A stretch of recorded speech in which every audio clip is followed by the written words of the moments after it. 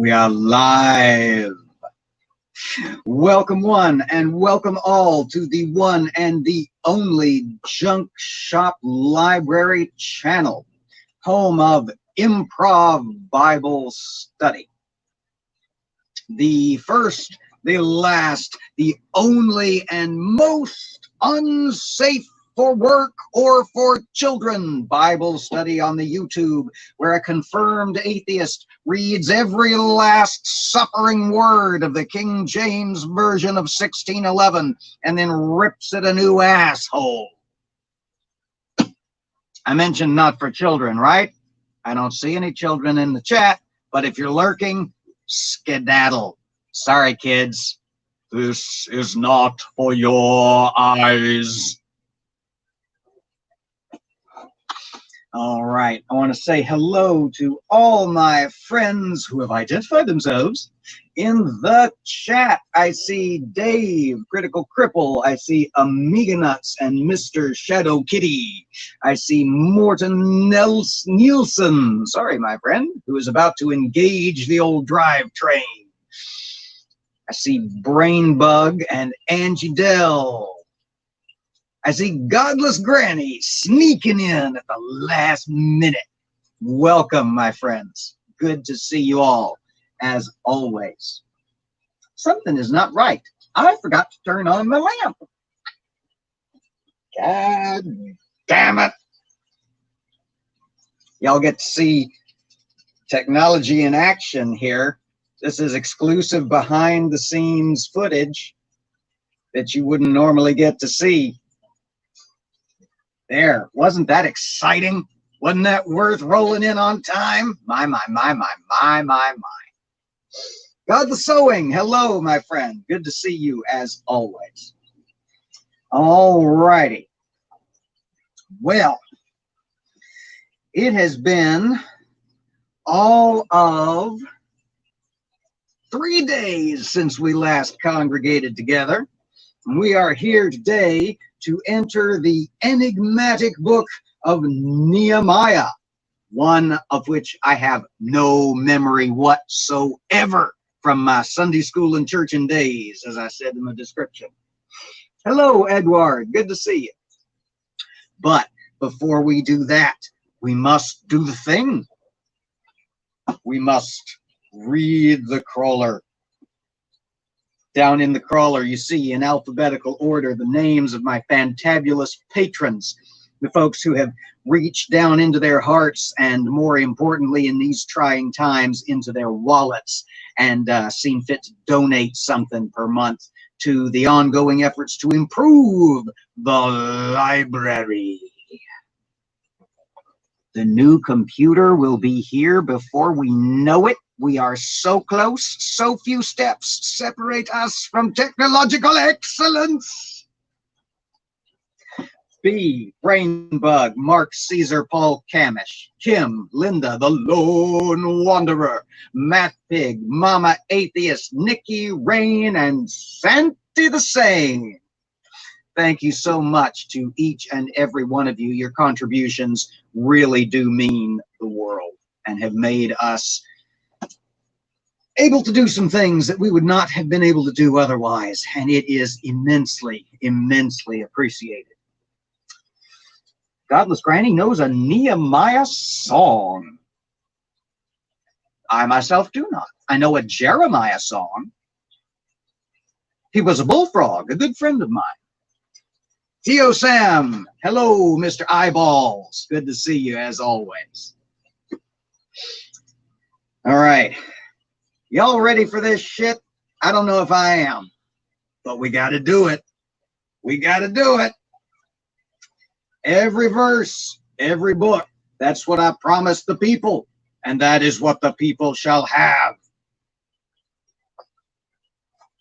Nehemiah, chapter 1. The words of Nehemiah, the son of Hakaliah.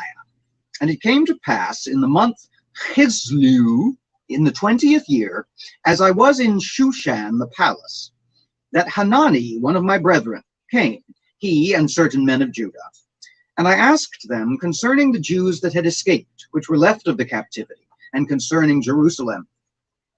And they said unto me, the remnant that are left of the captivity there in the province are in great affliction and reproach. The wall of Jerusalem also is broken down, and the gates thereof are burned with fire. And it came to pass, when I heard these words, that I sat down and wept, and mourned certain days, and fasted, and prayed before the God of heaven, and said, I beseech thee, O Lord God of heaven, the great and terrible God, that keepeth covenant and mercy for them that love him and observe his commandments. Let thine ear now be attentive, and thine eyes open, that thou mayest hear the prayer of thy servant, which I pray before thee now, day and night, for the children of Israel thy servants, and confess the sins of the children of Israel, which we have sinned against thee. Both I and my father's house have sinned. We have dealt very corruptly against thee, and have not kept the commandments, nor the statutes, nor the judgments, which thou commandedst thy servant Moses. Remember, I beseech thee, the word that thou commandedst thy servant Moses, saying, if ye transgress, I will scatter you abroad among the nations. But if ye turn unto me and keep my commandments, and do them, though there were of you cast out unto the uttermost part of the heaven, yet will I gather them from thence, and will bring them unto the place that I have chosen to set my name there. Now these thy servants and thy people, whom thou hast redeemed by thy great power and by thy strong hand. O Lord, I beseech thee, let now thine ear be attentive to the prayer of thy servant, and to the prayer of thy servants, who desire to fear thy name, and prosper, I pray thee, thy servant this day, and grant him mercy in the sight of this man, for I was the king's cupbearer.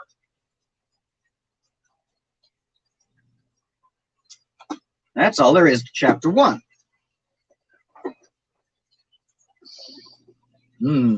I see Nerdy Rodent in the chat. Good to see you, my friend. I see Donna T. Hello.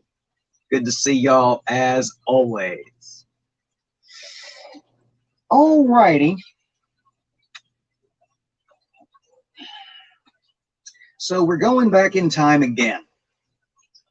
Back before the rebuilding of the wall of Jerusalem, back during the Babylonian exile, yet again. And Nehemiah, who we find out in the very last verse of the chapter, was the king's cupbearer. Way to bury the lead there, Mr. Nehemiah.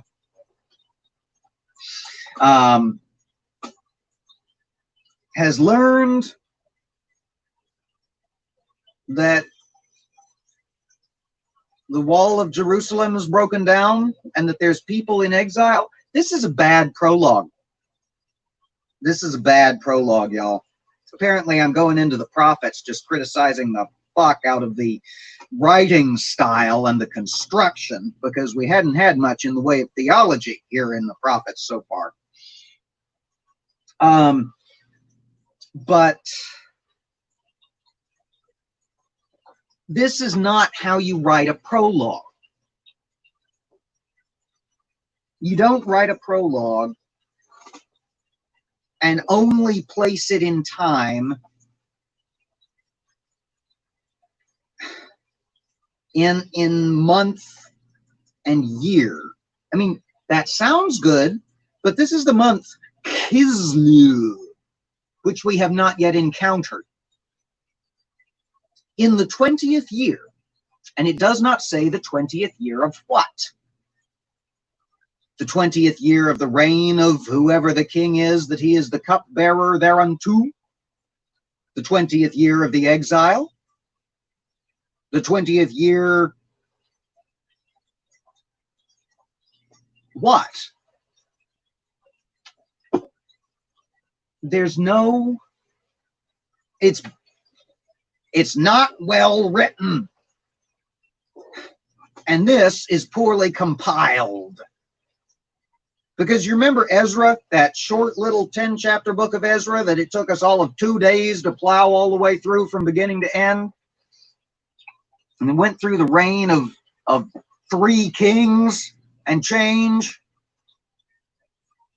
That, at least, made sense chronologically.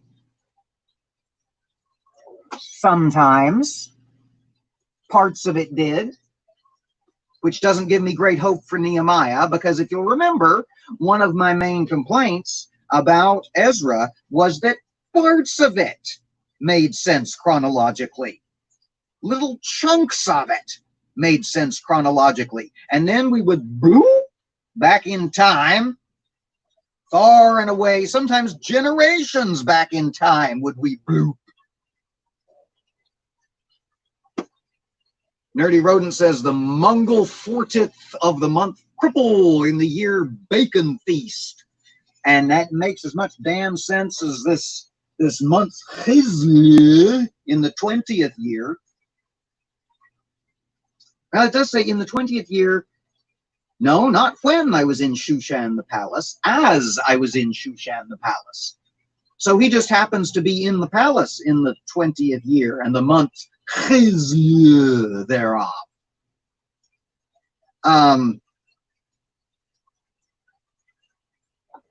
So anyway, he gets word that there's still Jews in and around Jerusalem, which is in Judah.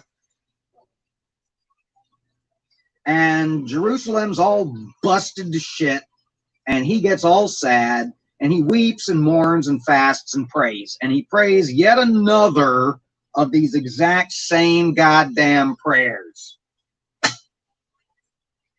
These prayers where yet another prophet has to turn to God yet again and say, oh Lord, we fucked up. But if you recall, back in the day, you said you'd abandon us if we fucked up, and abandoned we are. But if you'll remember, back in the day, you also said if we turned back to you, then you in turn would turn back to us and take us back to Jerusalem, which is in Judah. Well, consider this us turning to you again. Me, I am returning to you on behalf of all Israel and Judah, including half Manasseh. And that's chapter 1.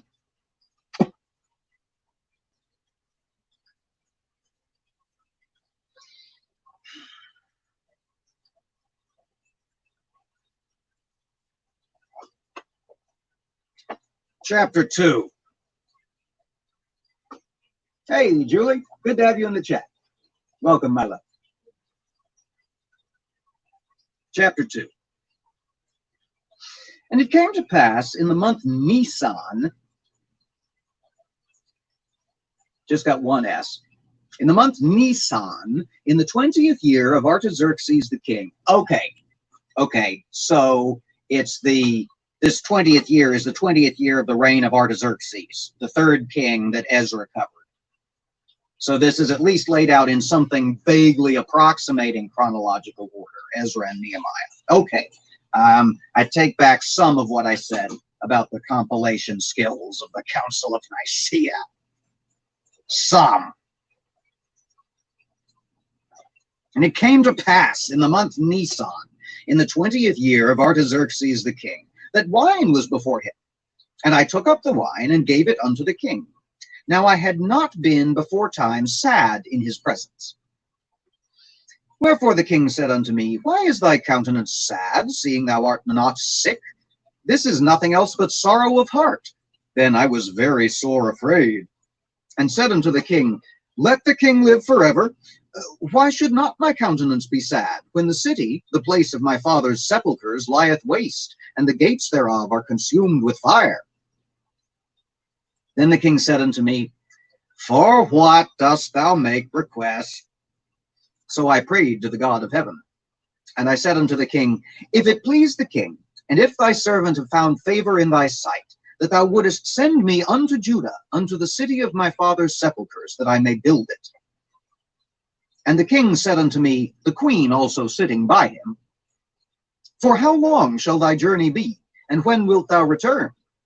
So it pleased the king to send me, and I set him a time. Moreover, I said unto the king, if it please the king, let letters be given me to the governors beyond the river, that they may convey me over till I come into Judah. And a letter unto Asaph, the keeper of the king's forest, that he may give me timber to make beams for the gates of the palace which appertain to the house, and for the wall of the city, and for the house that I shall enter into. And the king granted me, according to the good hand of my God upon me. Then I came to the governors beyond the river, and gave them the king's letters. Now the king had set captains of the army and horsemen with me. When Sanballat the Horonite and Tobiah the servant, the Ammonite, heard of it, it grieved them exceedingly that there was come a man to seek the welfare of the children of Israel. So I came to Jerusalem, and was there 3 days. And I arose in the night, I and some few men with me, neither told I any man what my God had put in my heart to do at Jerusalem, neither was there any beast with me, save the beast that I rode upon. And I went out by night by the gate of the valley, even before the dragon well, and to the dung port, and viewed the walls of Jerusalem, which were broken down, and the gates thereof were consumed with fire. Then I went on to the gate of the fountain, and to the king's pool, but there was no place for the beast that was under me to pass. Then I went up in the night by the brook, and viewed the wall, and turned back, and entered by the gate of the valley, and so returned. And the rulers knew not whither I went, or what I did. Neither had I as yet told it to the Jews, or to the priests, nor to the nobles, nor to the rulers, nor to the rest that did the work.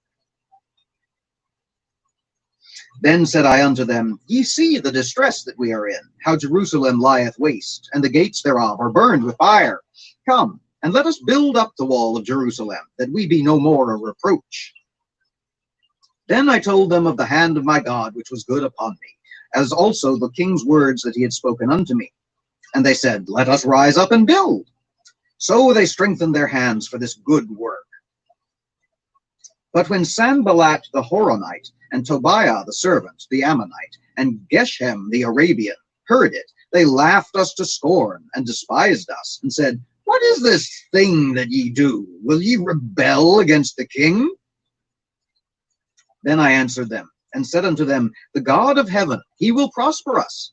Therefore we his servants will arise and build. But ye have no portion, nor right, nor memorial in Jerusalem. And there we have chapter 2.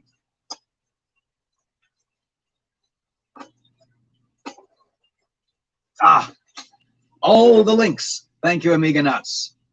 King of the Shills. Okay.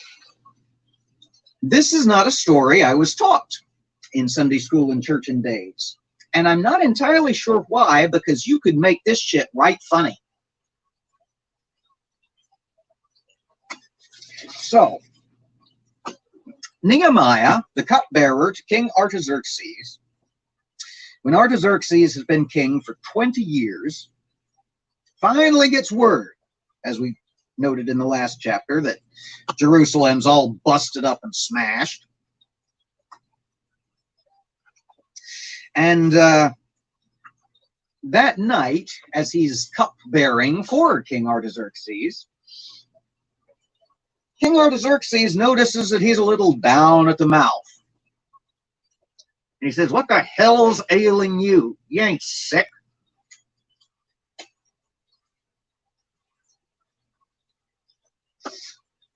And Nehemiah says a brief prayer for good fortune.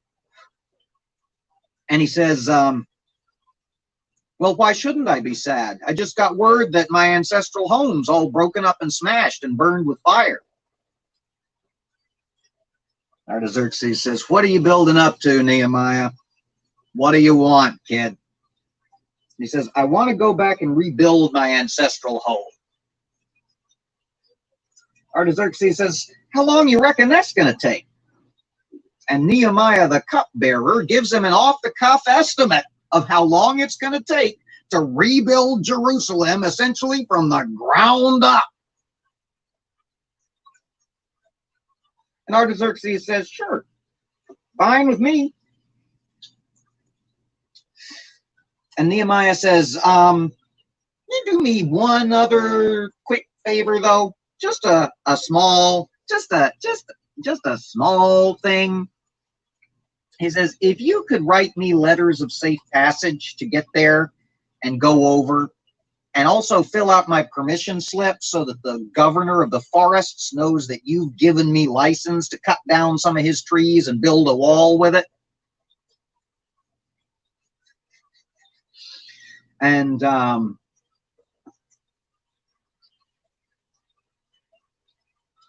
on.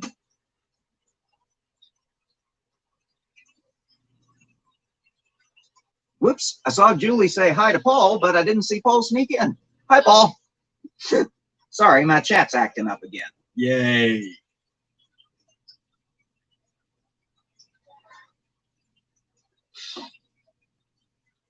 And the king says, okay, well, that's fair. That's probably a good idea. So he writes him his letters of safe passage and his letter of lumberjackness. And sends him with an armed escort, which Mr. Ezra in the previous book had not thought of to do. You remember that whole rigmarole. And so he gets there, and he sets about a surveying. And the folks who are in charge of the city, what the hell are you doing? You aim to build a fortress, an outpost for the Jews way out here in the hinterlands, halfway to Egypt, in the middle of the burning ass desert, TM?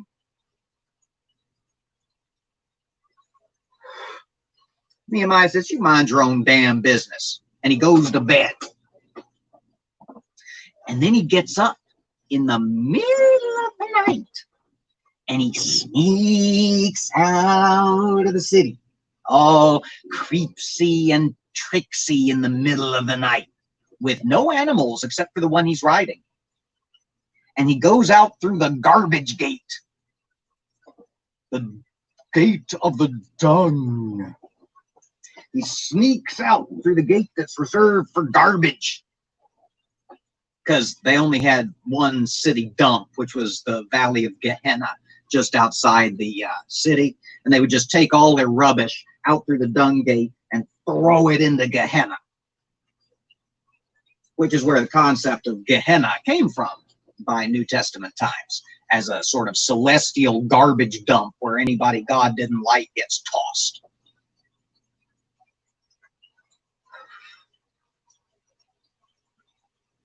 I'm sorry you've been stressed out, Donna.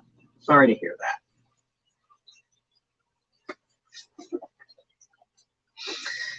And he proceeds to do some midnight surveying.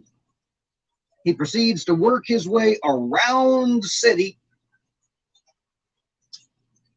looking at it. And sure enough, it is as he was told. It's all busted down and the gates burned with fire. And because he's on a mission from God, he makes it all the way around the city, checks every single gate and every inch of the wall, and goes back in at the dung gate where he came out. No, I'm just kidding. He gives up after 3 gates, goes in, goes back to the house, and goes back to sleep. The next morning, he gets up, and he's accosted again by the Ammonite and the Arabian and the whoever the other fellow was, the Gershonite or whatever it was. And they say, why are you doing this? This is our jurisdiction. Mr. Nehemiah says, don't you give me that jurisdiction crap. You're not inhabitants of Jerusalem, which is in Judah.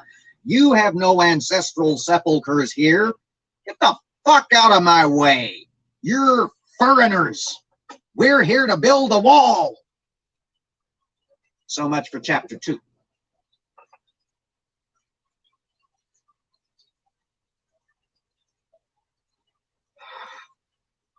Also, as a matter of trivia, which I feel honor-bound to point out because Ricardo ain't here to point it out for us, is this is the second book we've encountered made in, written in the first person. Ezra, we found out halfway through, was written in the first person, though he didn't bother to tell us that until halfway through his damn book. And this one is in first person from verse 1. I, Nehemiah, the king's cupbearer, upon whom is the good hand of the Lord. I don't fully understand that phrase, the good hand of the Lord. Does the Lord have a good hand and a bad hand? Or a good hand and a wrathful hand? A good hand of blessing and a bitch-slapping hand of doom? I don't know. Or is it that the good hand of the Lord is like refers to the overall, all-around goodness of the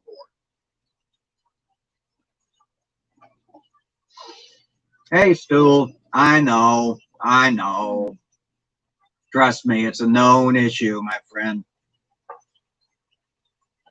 That's where I keep the mermaids. It's in the tank over there, just out of frame.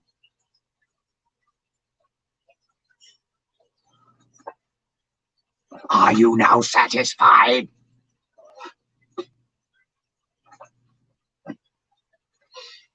All right.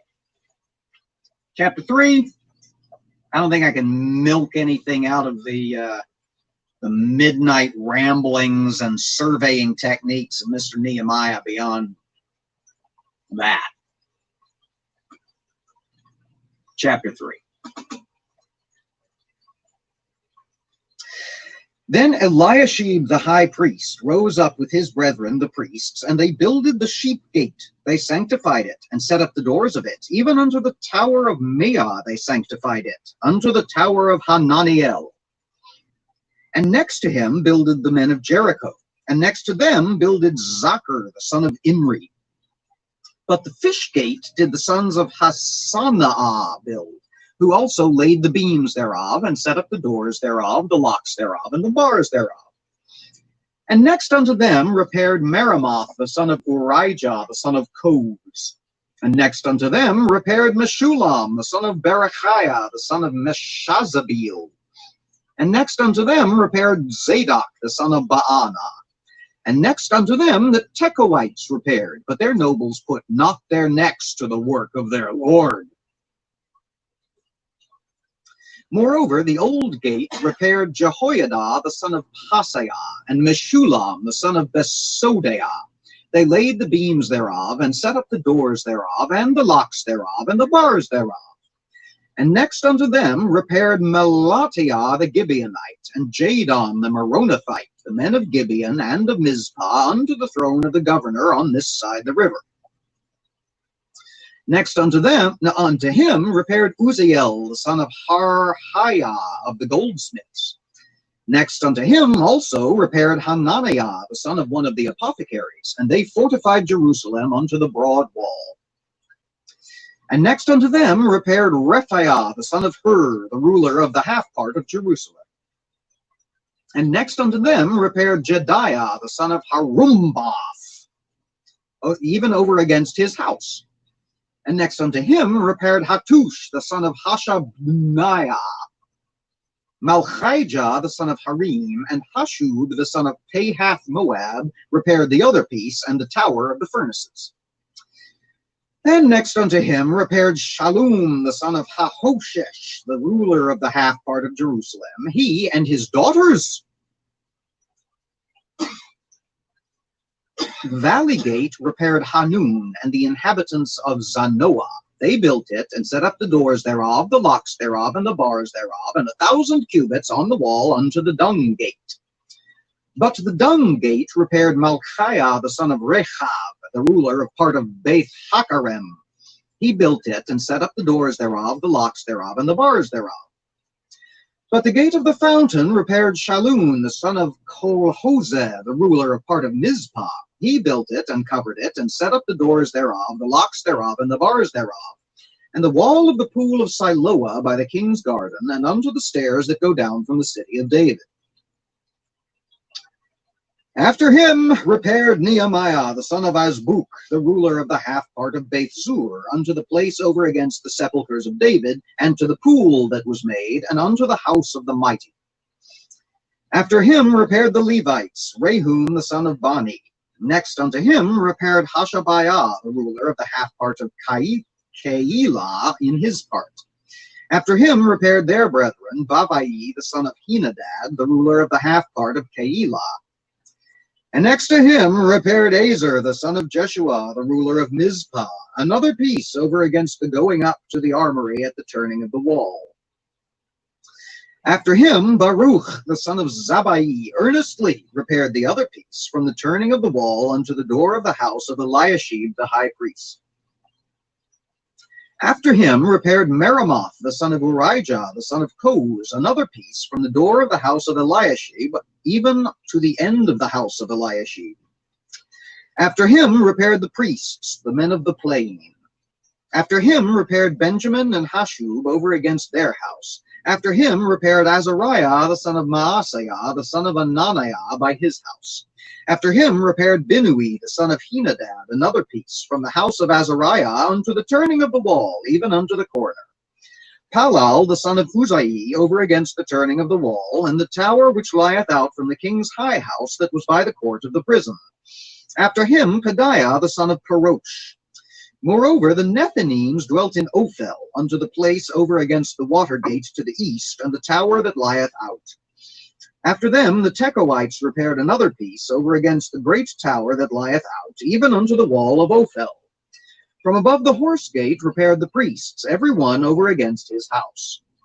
After them repaired Zadok the son of Immer over against his house.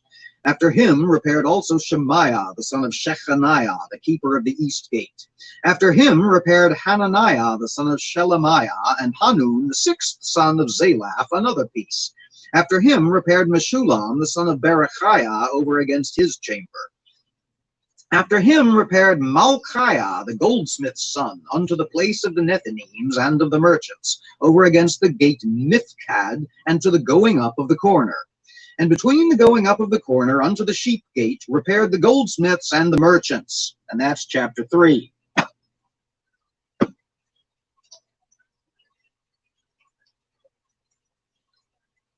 Riveting fucking stuff, isn't it? Jesus Christ. Now we know why this was included, right? Everybody wants to get the credit for their work. And everybody wants to make sure that those damn nobles from the house of Thingummy and Bob didn't lift a finger.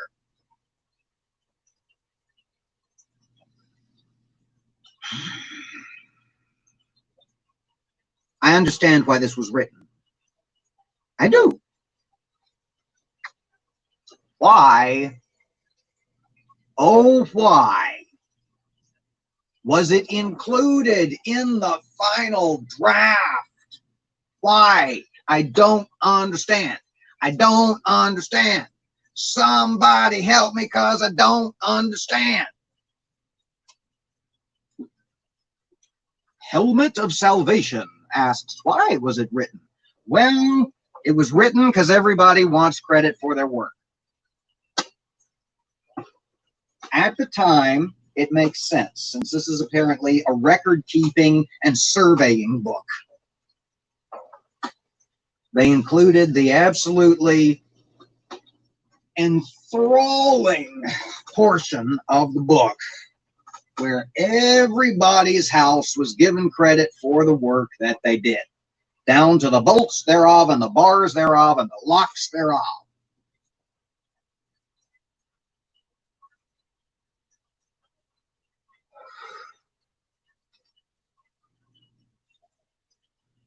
Oh, but it doesn't make for a nice, easy read, nor is there anything interesting going on. Hey, Robert X, good to see you, my friend.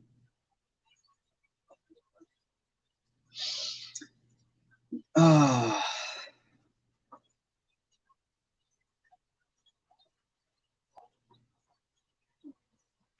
And that's all even I can drag out of chapter 3. Ain't nothing there. I'm wondering if those nobles who refuse to pitch in are going to get their asses smoked later on, or if that was just a parenthetical included out of resentment by everybody else.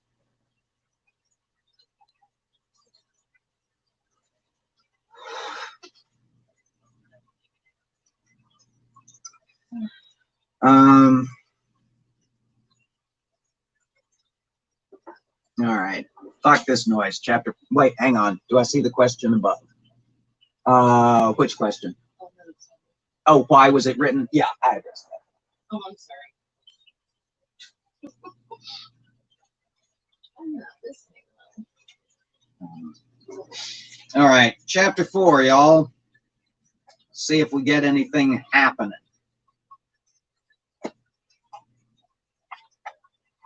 But it came to pass. That's usually promising. But it came to pass that when Sanballat heard that we builded the wall, he was wroth and took great indignation and mocked the Jews. And he spake before his brethren in the army of Samaria and said, What do these feeble Jews? Will they fortify themselves? Will they sacrifice? Will they make an end in a day? Will they revive the stones out of the heaps of the rubbish which are burned? Now Tobiah the Ammonite was by him, and he said, Even that which they build, if a fox go up, he shall even break down their stone wall. Hear, O our God, for we are despised, and turn their reproach upon their own head, and give them for a prey in the land of captivity, and cover not their iniquity, and let not their sin be blotted out from before thee, for they have provoked thee to anger before the builders.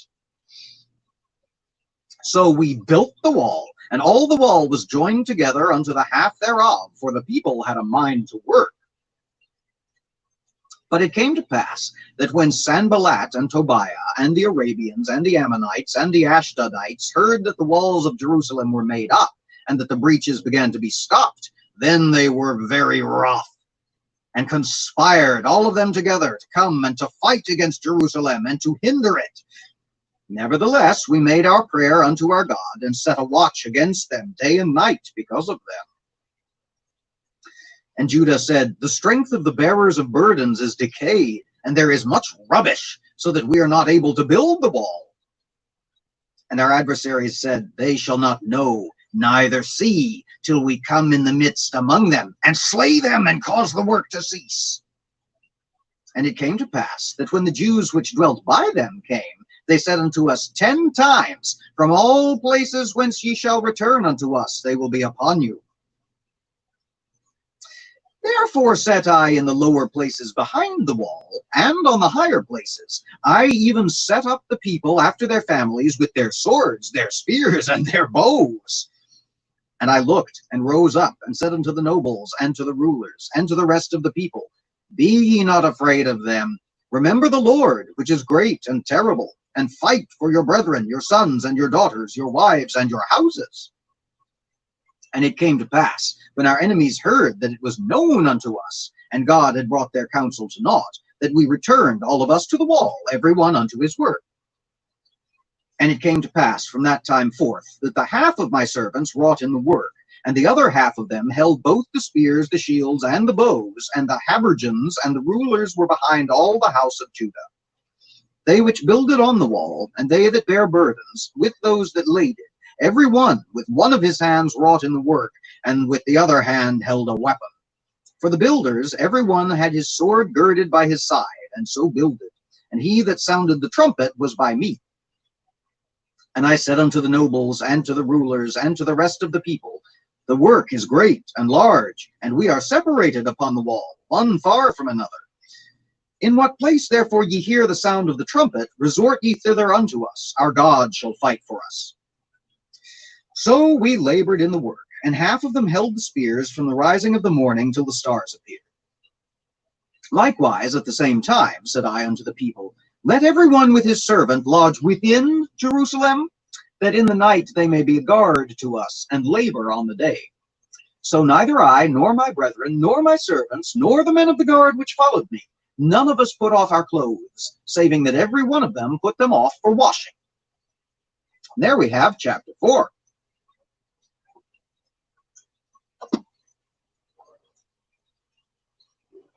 Hey, Paul, in the bath again. All right. Hey, crazy catnip, good to see you.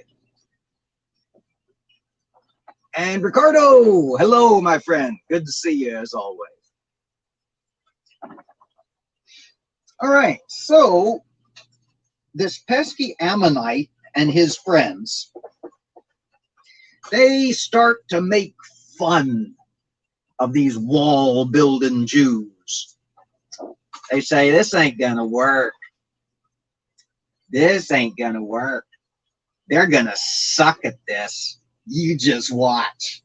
They're gonna build themselves a wall, and it's gonna be so flimsy that a fox trying to jump up on top of it's gonna knock down the whole shebang and kit and caboodle. Hey, Andre, welcome.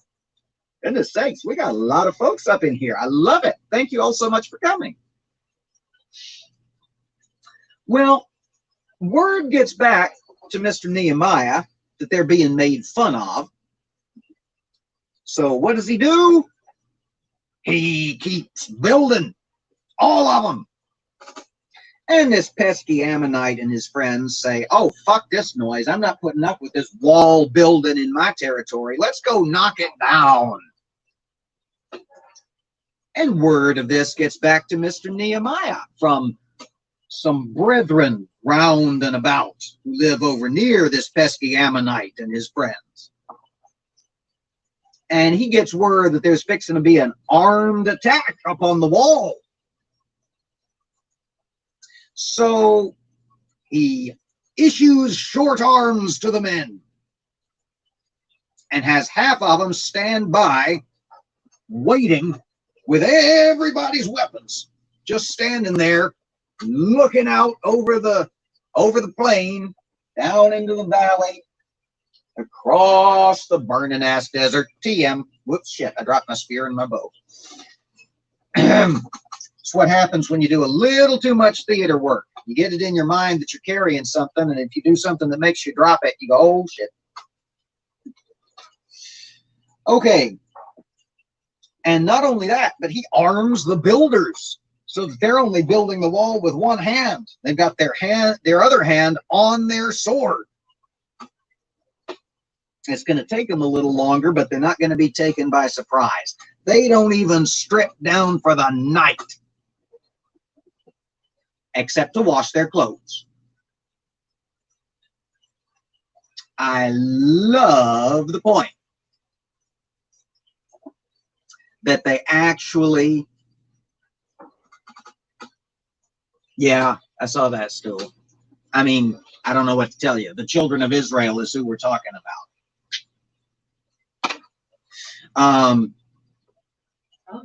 And so them that are rebuilding the wall of Jerusalem, which is in Judah,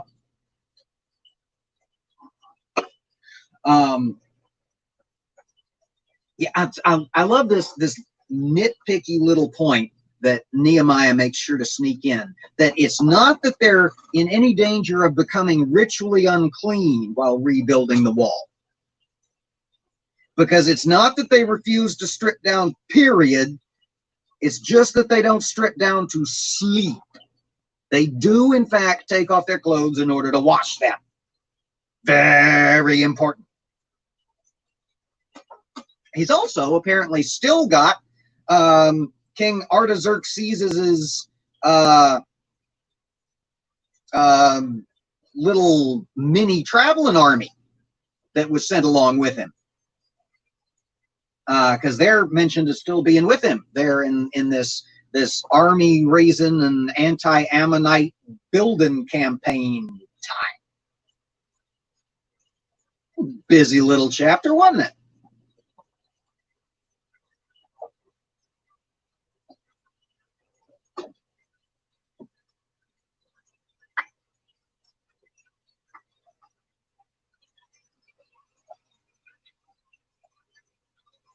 Chapter 5.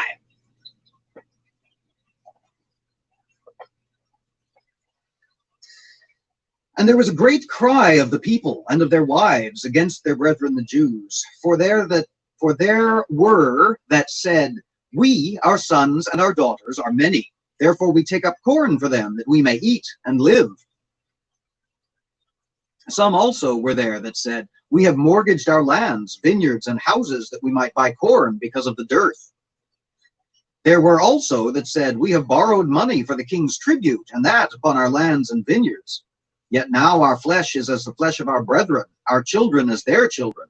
And lo, we bring into bondage our sons and our daughters to be servants, and some of our daughters are brought into bondage already. Neither is it in our power to redeem them, for other men have our lands and vineyards." And I was very angry when I heard their cry and these words. Then I consulted with myself, and I rebuked the nobles and the rulers, and said unto them, "Ye exact usury, every one of his brother." And I set a great assembly against them. And I said unto them, "We, after our ability, have redeemed our brethren the Jews, which were sold unto the heathen. And will ye sell even your brethren, or shall they be sold unto us?" And they held their peace and found nothing to answer. Also I said, "Is it not good that ye do? Ought ye not to walk in the fear of our God because of the reproach of the heathen, our enemies? I likewise, and my brethren and my servants might exact of them money and corn. I pray you, let us leave off this usury. Restore, I pray you, to them, even this day, their lands, their vineyards, their oliveyards, and their houses, also the 100th part of the money, and of the corn, the wine, and the oil that ye exact of them." Then said they, "We will restore them, and will require nothing of them. So will we do as thou sayest." Then I called the priests, and took an oath of them that they should do according to this promise. Also I shook my lap, and said, "So God shake out every man from his house, and from his labor, that performeth not this promise. Even thus be he shaken out, and emptied." And all the congregation said, "Amen," and praised the Lord. And the people did according to this promise. Moreover, from the time that I was appointed to be their governor in the land of Judah, from the 20th year even unto the 32nd year of Artaxerxes the king, that is, 12 years, I and my brethren have not eaten the bread of the governor. But the former governors that had been before me were chargeable unto the people, and had taken of them bread and wine, beside 40 shekels of silver. Yea, even their servants bear rule over the people. But so did not I, because of the fear of God. Yea, also I continued in the work of this wall, neither bought we any land, and all my servants were gathered thither unto the work.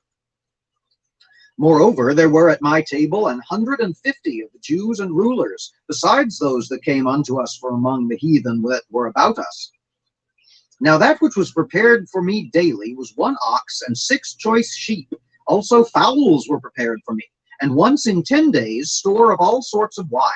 Yet for all this required not I the bread of the governor, because the bondage was heavy upon this people. Think upon me, my God, for good, according to all that I have done for this people. And there we have chapter 5.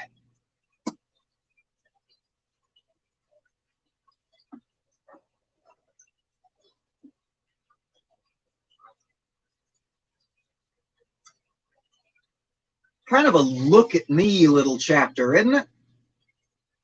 This is what happens when people get to write their own governorship memoir in the first person.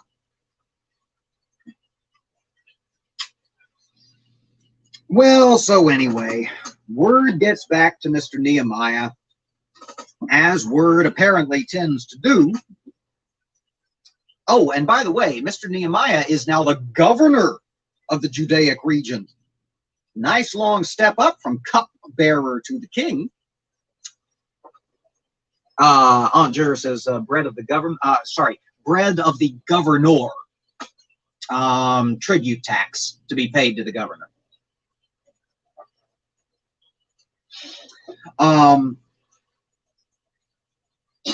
So he, word gets back to him, as word does, and that some of the Israelites are charging interest and taking land and even children as payment from their fellow Israelites. No, no, no. Not supposed to do that. Mr. Nehemiah reaches deep back into the canon and pulls out a nice deep cut from Leviticus and says, y'all remember this shit? Of course you don't. This was probably in that book of the law that fell behind the couch back there when they were rebuilding the temple for the 300th time. Says, well, I got bad news for you. You got to give all that shit back because we got people in poverty here and I'm not having it. And so they do, because the good hand of God was upon him. And then he proceeds to lay out in about the second half of the chapter how good he is at doing his governorship. He won't take the governor tax. He will not do it. He allows the heathen around to sup at his table, but he doesn't take the governor tax. He will not do it. And he has these huge fuck-off banquets every day because there's so many people who eat at his table. But he does not take the governor tax. He will not do it. And he's very proud of this fact. And he walketh uprightly in the paths of goodness.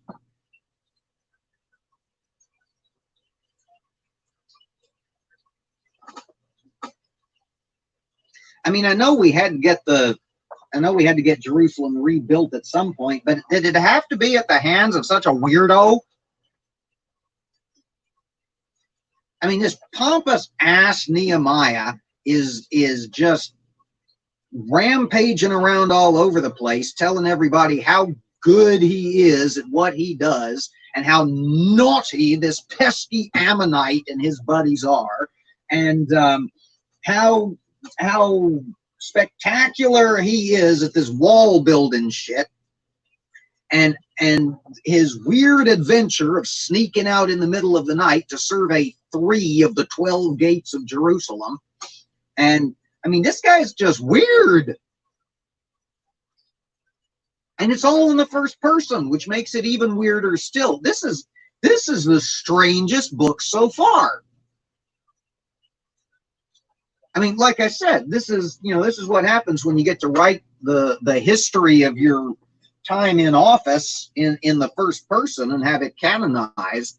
But canonized? No, that's what you do to a saint. Made canon. Wait a minute. If canonized is what you do to install a saint, what's the verb for making something part of the canon? There's got to be one, right? But yeah, this is a strange book. Just from a writing perspective, this is a strange book with a not particularly likable narrator. I mean, am I wrong? Do y'all like this Nehemiah fellow?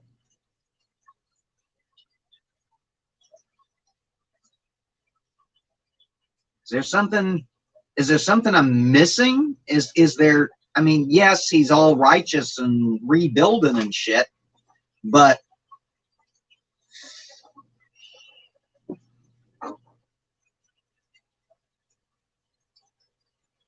I don't know, y'all. No. I don't know. I don't think I'm missing anything. This book seems to be pretty straightforward. Just a straightforward narration. What have we been doing? We've been going almost an hour. We hadn't encountered any junk shopping that I've seen y'all let me know about.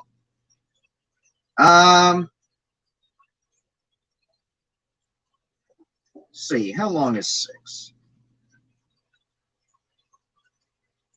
All right, 6 is in the narrative and it's not all that long. So we'll hit chapter 6 and then we'll probably wrap there, I think. Nehemiah's 13 chapters. So, all right. Chapter 6. Now it came to pass, when Sanballat and Tobiah and Geshem the Arabian and the rest of our enemies heard that I had builded the wall, and that there was no breach left therein, though at that time I had not set up the doors upon the gates, that Sanballat and Geshem came to me, saying, Come, let us meet together in some one of the villages in the plain of Ono. But they thought to do me mischief. And I sent messengers unto them, saying, I am doing a great work, so that I cannot come down. Why should the work cease, whilst I leave it, and come down to you? Yet they sent unto me 4 times after this sort, and I answered them after the same manner. Then sent Sanballat his servant unto me in like manner the 5th time, with an open letter in his hand, wherein was written, It is reported among the heathen, and Gashmu saith it, that thou and the Jews think to rebel, for which cause thou buildest the wall, that thou mayest be their king, according to these words. And thou hast also appointed prophets to preach of thee at Jerusalem, saying, There is a king in Judah. And now it shall be reported to the king according to these words. Come now, therefore, and let us take counsel together. Then I sent unto him, saying, There are no such things done as thou sayest, but thou feignest them out of thine own heart. For they all made us afraid, saying, Their hands shall be weakened from the work, that it be not done. Now therefore, O God, strengthen my hands. Afterward I came to the house of Shemaiah, the son of Delaiah, the son of Mehetabel, who was shut up. And he said, Let us meet together in the house of God, within the temple, and let us shut the doors of the temple, for they will come to slay thee. Yea, in the night will they come to slay thee. And I said, Should such a man as I flee? And who is there that, being as I am, would go into the temple to save his life? I will not go in. And lo, I perceived that God had not sent him, but that he pronounced his prophecy against me, for Tobiah and Sanballat had hired him. Therefore was he hired, that I should be afraid, and do so, and sin, and that they might have matter for an evil report, that they might reproach me. My God, think thou upon Tobiah and Sanballat, according to these their works, and on the prophetess Noadiah, and the rest of the prophets that would have put me in fear. So the wall was finished in the 25th day of the month Elul, in 52 days. And it came to pass that when our enemies heard thereof, and all the heathen that were about us saw these things, they were much cast down in their own eyes, for they perceived that this work was wrought of our God. Moreover, in those days, the nobles of Judah sent many letters unto Tobiah, and the letters of Tobiah came unto them. For there were many in Judah sworn unto him, because he was the son-in-law of Shechaniah the son of Arah, and his son Johanan had taken the daughter of Meshullam the son of Berechiah. Also they reported his good deeds before me, and uttered my words to him. And Tobiah sent letters to put me in fear. And there we have chapter 6.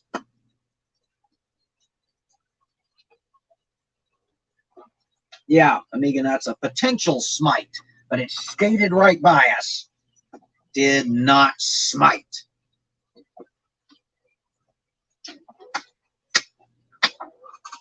And Aunt Jer says the plain of, oh, I wonder if I can pull up something from mobile. Yes, the plain of oh no sounds like a stop in Pilgrim's Progress. Exactly. Exactly.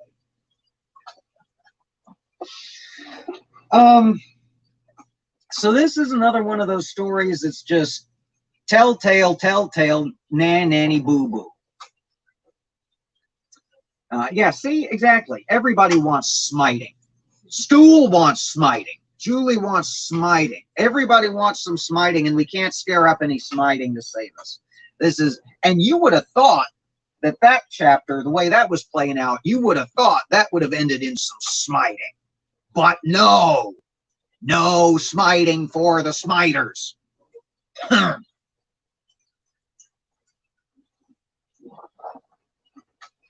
Anyway. Okay, so he's still working on the wall, and he finishes the wall, but doesn't have the doors set up. And word comes to him from Sanballat, this pesky Ammonite, to come out to the plain of Ono, to some one of the villages. Stop it, notifications. I appreciate it, but I don't need you right now.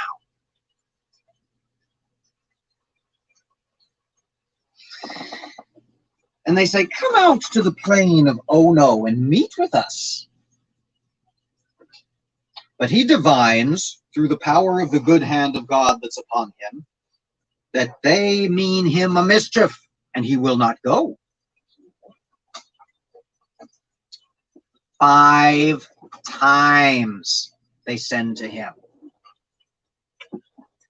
And he says, he's too busy with a great work. He can't be bothered with them today. So the 5th time, they send a letter that says, we heard a rumor about you. We heard a rumor that you're about to set yourself up as king. And if you don't come meet with us, we will have no option but to report to Artaxerxes this rumor that you have not seen fit to answer. So Nehemiah answers all right. He sends a letter back that says, what the fuck are you talking about? I'm not here to be king. I'm here to build a fucking wall. I'm not a king. I'm a goddamn architect.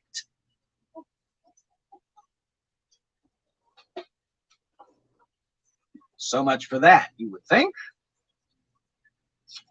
And you know what? No, you would be wrong.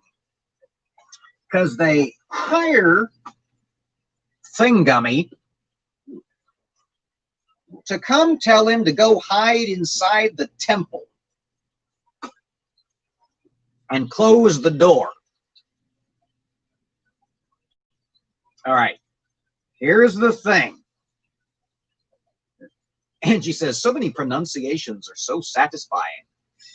I cheated a little and looked ahead. If you like the pronunciations, you just wait for chapter 7. The temple, here, just to clarify, the temple does not have doors. It's got walls and an open gate, but no doors. When they say go into the temple and shut the doors, what they're talking about is the tabernacle, which is the way back inside part. You've got the outside part where anybody can go, the court of the Gentiles. Okay? Then you've got another concentric, well, it's not a circle, another concentric square, where anybody of the tribe of Israel can go, even the women. Then you've got another matryoshka square where only men can go. Then you've got another one just for the priests. And then you've got the tabernacle, which can actually be closed. And inside the tabernacle, the only person allowed is the high priest, and he's only allowed in there once a year. Because inside the tabernacle is the Ark of the Covenant, where God sits upon the cherubims. Okay, so when this guy says, come, let's hide in the most holy place, he literally means the most holy place.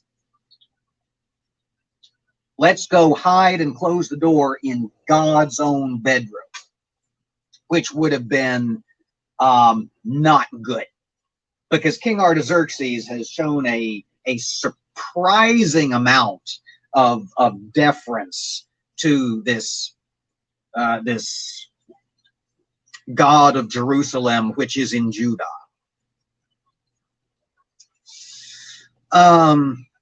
Yes, Anjur, exactly. Even the women. Julie says there's a place where they let the women go. That's big of them.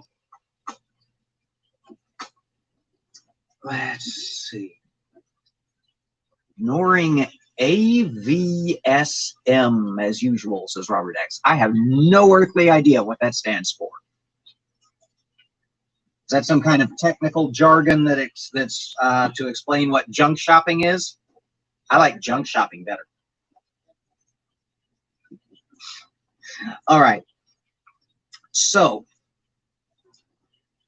Jeremiah sees not Jeremiah. Nehemiah sees through this. He says, "Are you out of your goddamn mind? I'm not the high priest. I'm not going to go hide in the most holy place." The guy says, "Okay, well, it was worth a shot," and goes back to Thingummy and Bob over here, those pesky Ammonites and their Arabian friend. Oh.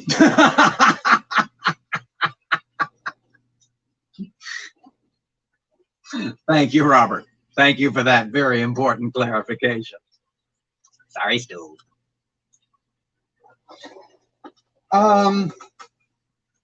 Because he's not going to have that report go back to the king. Now, he hires it under the,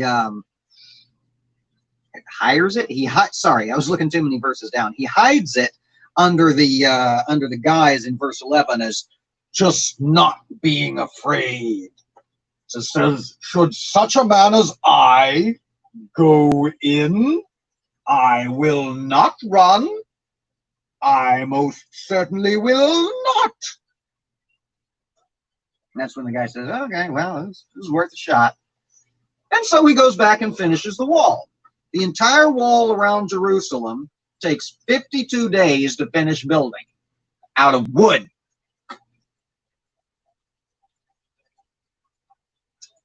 I'm not greatly surprised at the estimation that a fox running on top of it might knock it down. The entire nation, except for those damn nobles from that one house that couldn't be arsed to, come together to build a wall around this city, and they build it out of wood, and it only takes them 52 days to finish it, including the gates and the doors in the gates.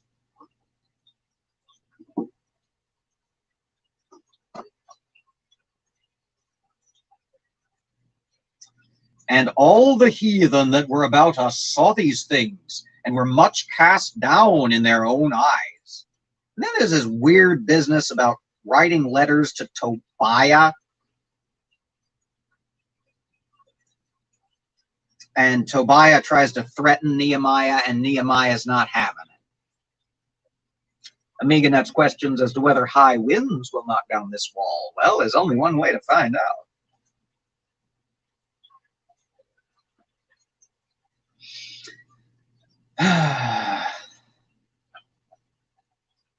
All right.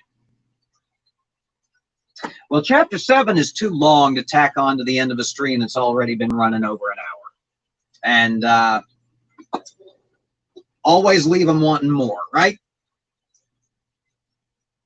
All right. So we're going to call it here. We will reconvene same time, same station on Wednesday, where we'll launch into chapter 7, and who knows, might even finish off the rest of Nehemiah. We might have another 2-episode playlist like we did for old Ezra.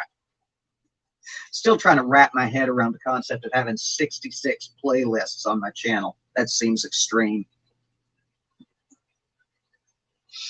All right. Well, thank you all so much for coming. I hope you had a good time with this weird fucking book. I certainly did.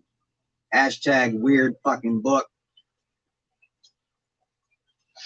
We'll get through this eventually, y'all. We will. Together. Strength in numbers. We'll get through it. And if you're not subscribed already, you know where the button is down below. Turn on your notifications. You might even get a notification one of these days. Who fucking knows? It's worth a shot. Can't hurt. All right. Well, as we always say before we close these things out, everybody take care, be safe, and always stand against hate. We'll see y'all on Wednesday. Bye now. Oh, yes. And as Paul says, put a fucking mask on.